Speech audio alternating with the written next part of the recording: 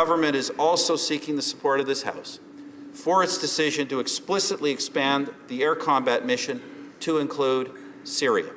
In our view, ISIL must cease to have any safe haven in Syria. Let me also be clear that in expanding our airstrikes into Syria, the government has now decided we will not seek the express consent of the Syrian government. The Prime Minister this week asked Parliament to extend the mission in Iraq by 12 months and expand Canada's presence into Syria. The New Democrats and Liberals both declared their opposition in the House of Commons, though the vote has yet to be had. What struck me about the statements from both Mulcair and Trudeau, however, was a common concern about a dubious alliance, they say, that would be formed between our government and Syria's Bashar al-Assad. Watch this. The war in Iraq does not have the support of the United Nations. Let's be clear about that, Mr. Speaker. What's especially disturbing is to see the Prime Minister now openly considering an alliance of sorts with the brutal dictator and war criminal Bashar al-Assad. Now, the Prime Minister seeks to deepen our involvement, to expand it into the Syrian civil war.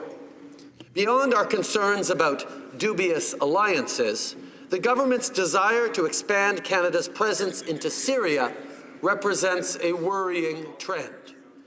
The NDP and Liberals are trying to muddy the waters here, and their concerns of an alliance with Bashar al-Assad are alarmist and also inaccurate. First of all, ISIS's stronghold in Syria is mostly in the northeast.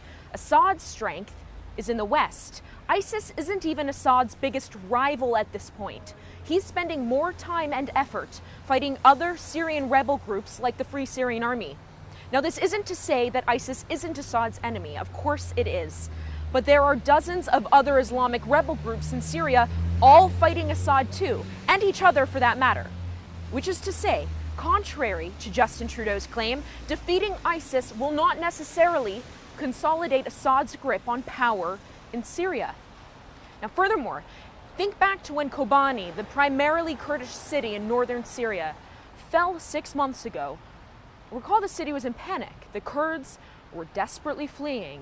There was no question back then that the decision to launch airstrikes by coalition allies against ISIS would somehow be helping Assad. No one thought that way. The enemy needed to be destroyed and the terrorists were forced out of the region. If Justin Trudeau and Tom Mulcair had their way 6 months ago, how much more territory would ISIS hold? How many more Christians, Kurds, Yazidis would be dead? In the Middle East, the enemy of your enemy is not your friend. Anxiety over helping Assad by undercutting his opposition in ISIS is short-sighted and would be to put Canadian lives at risk. ISIS is expansionist, unlike Assad.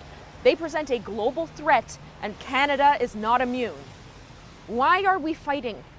Because of the attack on Parliament Hill, in Quebec, in Paris with Charlie Hebdo, because of the Coptic Christians recently massacred in Libya, because of the recent attacks in Tunisia, because of the countless savage beheadings, and because of the promise and pursuit of a global caliphate by ISIS. This isn't about choosing a side in a civil war in Syria. This is about dismantling and eradicating the cancer that is ISIS. How many more lives will be lost before Mulcair and Trudeau wake up to that reality?